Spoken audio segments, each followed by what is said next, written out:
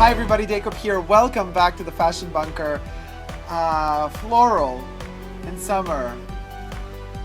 Groundbreaking. I'm going to do a review of Louis Vuitton's fragrance, Mille Feux. Feux, such a weird feux. 1,000 lights, but also reminiscent of mille foglie, which is 1,000, well anyway. You know who you are. I'm not allowed to say your name, but thank you so much, sweetie. One of my subscribers sent me this little sample of Louis Vuitton's eau de parfum Mille Feux, as well as, and I've showed this in the video, my little Louis Vuitton miniature agenda paperclip. Adorable, made with a real Louis Vuitton canvas. Look how cute it is. It's super tiny, you can't really see it. But it's in another video. You can see the other video where I showed the unboxing of it. Now, okay, are you ready for this, guys? So let's spray it on. A lot comes out. Wow, it's intense.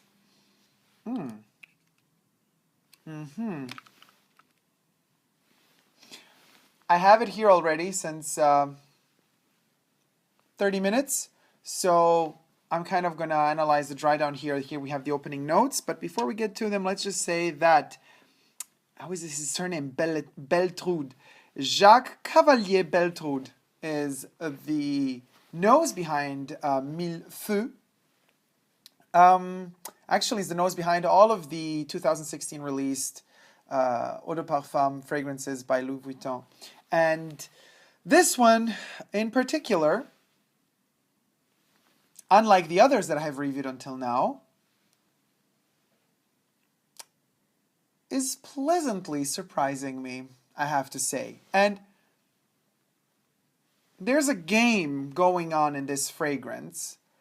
First of all, the word game, to me personally, maybe to a French person it's not a word game at all, but to me personally it sounds like a word game of sorts between, you know,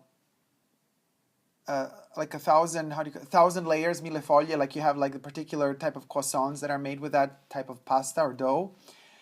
And then you have the 1,000 lights version, because if we Google the translation of mille feux, it gives us in English 1,000 lights. Now, I don't get the lights in here, but I do get texture, and I get layers, and I get this weird game. And why do I say weird game? Let's get to it straight away. The top notes are bergamot and raspberry. Then we got the middle notes, rose, jasmine, iris, saffron, and osmanthus. Then we got the base notes, moss, sandalwood, patchouli, orris root, and leather. Everything that, you know, is earthy and dark and deep and almost cloying is in those base notes. And then we have that raspberry opening up everything with the bergamot. It's a very elegant raspberry. I don't really sense it that much, but it's there. But it kind of gets covered up by the saffron. For even though the saffron is the middle notes, the saffron and the iris, the powdery touch that you're going to smell out of this immediately, that's the iris. And the orris root is the root of the iris, which is in the bottom notes, in the dry down. So you have this doubled up iris, doubled up powder, and the orris root is very leathery. And the orris root adds itself to the leather, which is also present in this fragrance. The leather then adds itself up to the moss. The moss, there must be some chemical substitute for it, because you can't use natural moss anymore in fragrances thanks to the IFRA regulations. Whatever. Anyway, so we have the orris root and the leather kind of playing together. And then we have the sandalwood and the patchouli, which are kind of warmer hues of depth. You kind of paint warmer hues of depth with them. So you begin with this bergamot raspberry. You know, the bergamot, the fruit of it is, it's almost like lime, and that's kind of the acidy, kind of spritzy opening of it with the raspberry, which is sweet but can also be sour. And then we go into that jasmine and that iris, and then that bonds with the bottom notes, which is the orris root and the leather, and then the leather bonds with the sandalwood, and then the sandalwood is there with the patchouli, and then we have that moss, which I don't know what sort of substitute they got for it. But it is very pleasant, very powdery, very, very French, very Parisian to me, you know. It's like a very clean boudoir. And let's do the dry down.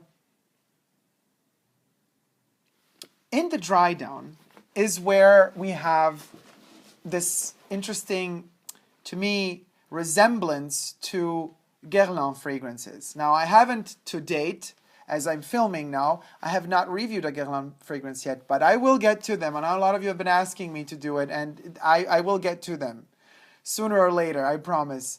But we're starting to mention Guerlain more and more, and in this case, Mille Feux does have that. It's not as complex as a Guerlain fragrance, as a classical, you know, not these modern, fresh, whatever, concoctions they make to just make a quick buck for, I don't know, teenies and people who think they need to smell clean and fresh and inoffensive all the time. No, we're talking Guerlain from a period where when you spray on one spray, you smell for over a day. You spray on one spray, you smell for over a day. That's the Guerlain we're talking about. And we're talking about this heavy, powdery, and cloying type of Guerlain, which we love. Almost oriental in a way, but even prior to the famous introduction of oriental compositions within perfumery, Guerlain was still heavy and deep, almost suffocating in a way.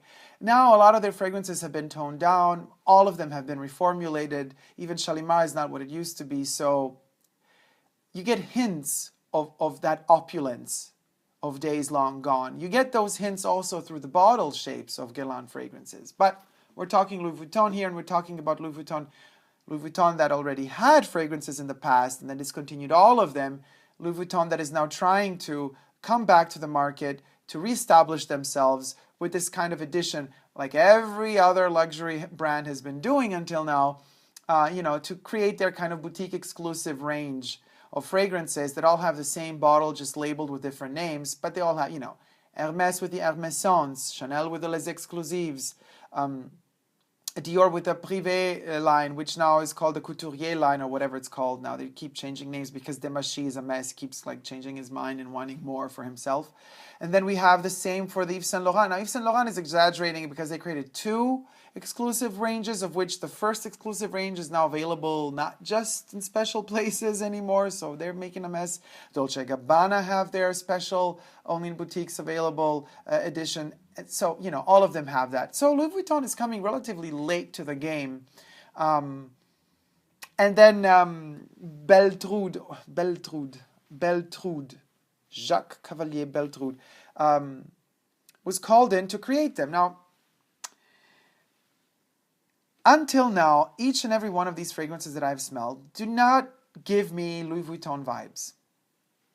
I'm expecting more the spirit of travel when I smell a Louis Vuitton fragrance. And it could be the spirit of travel to the different parts of the world where all of this amazing luggage can help you go to. That's how I would have visualized these perfumes. That's how I would have created them, you know. I have the feeling that all of these perfumes, including this one, smell like, okay, we're based and rooted in Paris, France, or not Paris, but in France, because most of these come, you know, the ingredients come from Grasse, the fields that, part of the fields that also Louis Vuitton bought, not just Chanel. But, and then like we're going to carry these French fragrances, very snobby thing if you think about it, to the rest of the world. Almost like, you know, the Christians tried to kind of, you know, kill whoever on their way did not want to become a Christian in other countries, you know, and were considered animals because they were not civilized. It's kind of a similar approach because it's like taking everything that is very French and then exporting it to the world. Now, I know that also the Louis Vuitton luggage and everything, the whole concept of it is very French, but I have this feeling when I see Louis Vuitton luggage, I see it in all parts of the world. I see it as something that travels in a beautiful way, manages to be everywhere, you know, and it's amazing, and it adapts, and other cultures have adapted it to their own needs. Hence, that one of the reasons why we have a lot of copies and replicas out there of the famous monogram canvas, which is a disaster economically speaking for the brand, but it's very fascinating from a social, cultural point of view to see then, you know, all of those weird experiments. I'm not talking about the replicas that are one-to-one copying the Speedies, the Almas, and the so-ons and so forths. I'm talking about when we have cultural appropriation, this nasty word that nobody wants to mention or use, you know, nowadays, because heaven forbid we were to, you know, I was just checking out a Jean-Paul Gaultier book prior to filming, and I was like, oh, wow, I don't know, 2001 or 2, he made this gorgeous haute couture dress that was very Native American inspired, you know, and I'm like, well, he could have done it then. Today would be, everybody would be screaming cultural appropriation, you know. It's whatever. I hope that this whole stupid, you know, fashion of kind of just finding passive-aggressive ways to attack people and their creativity, that will pass one day, and that we're going to get the hell over it and move on. So what I find really fascinating is the cultural appropriation from all the rest of the world of the French design. So when the Louis Vuitton monogram canvas begins to be altered, you know, the LV becomes some other letters or some ornaments or designs, and this canvas is cut to form a bag that isn't even within the catalog of Louis Vuitton, and then is added to maybe another brand. I've seen a replica of a Christian Dior bag with a Chanel logo, but the double C's were like G's from Gucci, and then there was the V from Valentino at the bottom of the bag. It was insane, and I thought it's amazing. Somebody really put in all those brands together to make one bag. I mean, when things become so blatantly and overtly fake, they transcend just the replicas. They become like art to me. You know what I mean?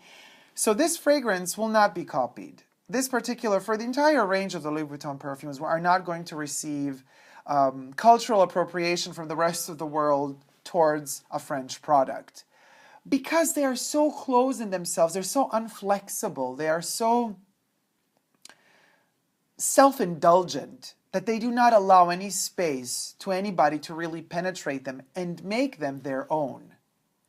This one is perhaps an exception to the other ones I've reviewed until now, but just a little bit of an exception. Why? Well, because the composition, you know, juxtaposed to the composition of the other fragrances that I reviewed. I'll put the links in the description box down below so you could check the other Louis Vuitton fragrance reviews I've done. As a difference to those, as opposed to those fragrances, this one has a nice blending of all of these elements. So it's very pleasant to smell. A problem I'm having with it, similar to a lot of new releases nowadays, is that the opening is more interesting than the dry down. The dry down is still good. I'm enjoying the dry down. But it's very weak. It becomes very, it's very close to the skin. So we have all of these heavy ingredients like leathers, orris root, patchouli, sandalwood in the base notes and this fake moss. And yet it doesn't really stick. It stays warm and close to the skin. Very pleasant. It smells super elegant. But I don't see myself traveling to India, you know, wearing this. Or traveling to Japan wearing this. I see myself wearing this in some decadent mansion outside of Paris.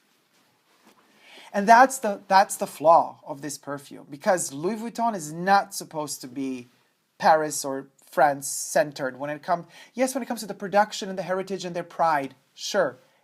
All y'all's French out there, just keep all that pride to yourselves. It's all good. You're the best in the world. Yeah, we know it. But that's not the point here. The point is you want the world to be able to imagine themselves inside of that pattern and that structure and that elegance and that beauty.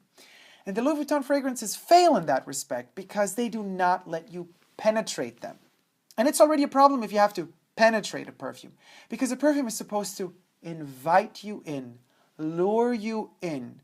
And once you're inside of the fragrance, you're supposed to modify its DNA according to your visions and the dreams and the imagination that it stimulates within you once you're wearing the fragrance. It's an interesting symbiosis, really. It's a symbiotic relationship. You live and the perfume lives thanks to one another in the moment you're wearing it. Because it's like when you're listening to music, you put on, your headphones, you're walking through the city. I used to do this when I was much younger. I don't like to listen to a lot of headphone stuff while I'm out and about because I'm more and more appreciating the sounds surrounding me that are naturally there or by accident there, because I find that music manipulates me too much, manipulates my mood, my way of walking. Fragrances do it in a similar way, except, they don't cut off one of my senses. They don't cut off my ears. I always want to be alert and awake and know what's surrounding me sound-wise, because the sounds are related to actions happening around you physically. But the fragrance kind of does not cut that sense off. To me, it doesn't cut any sense off, because I can still smell the rest of the world as well. I mean, I use perfume sometimes to not smell too much of the rest of the world, but, heaven forbid there was a fire or something going on, I would still smell it, even though I'm wearing a fragrance. Now,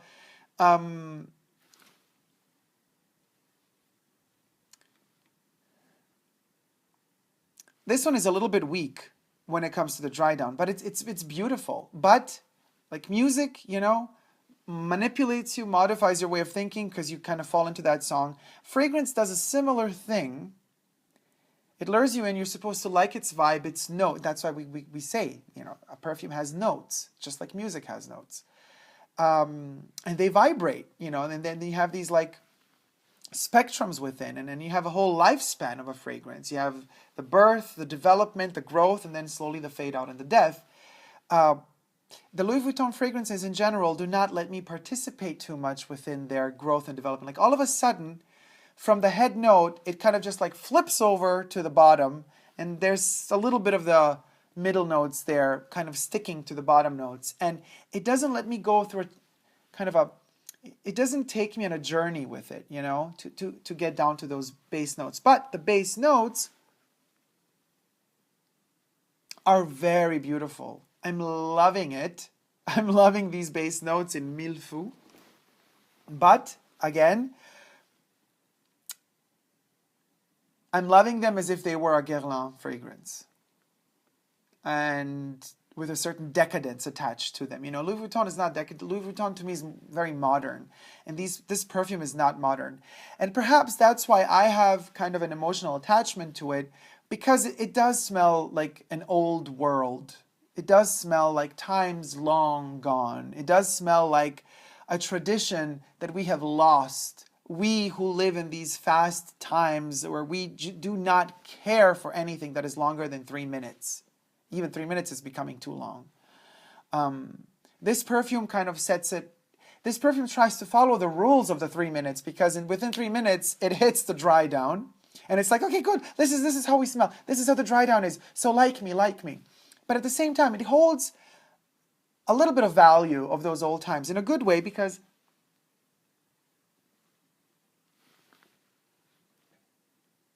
it smells complicated. And I love when things smell complicated. It also has that negative side to it. It smells snobby, expensive.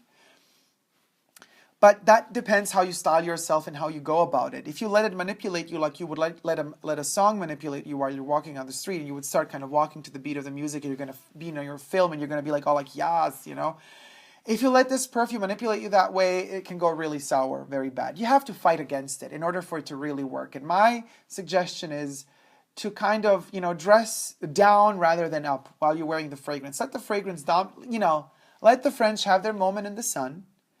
And you could be more humble. Like, you humble yourself down and how you're dressing and how you could just wear a regular t-shirt, shorts even, And then this kind of powder quality of the iris and the orris root type of majestic French scent, and contrast that majesticity, God, that word doesn't even exist, with a humbled down version of yourself. I think in that case, both you and the fragrance stand a chance at creating a symbiotic relationship and creating that positive vibe. Oh, I just hit the microphone, sorry. So that would be my review, guys. I give it a thumbs up for the dry down, not for the opening notes. Would I purchase it? No, I wouldn't. But I will enjoy this sample. So thank you very much. You know who you are. And until next time, if you haven't already but do wish to, please consider subscribing to my channel here on YouTube. I'm also on Instagram, Facebook, and Twitter. Leave me all sorts of comments in the comment section down below and what your thoughts are on this fragrance if you have smelled it already, because I want to know your thoughts and opinions as well, of course. And no matter if you liked it or didn't like it, we never give up on love. Love you guys. See you soon. Take care. Bye.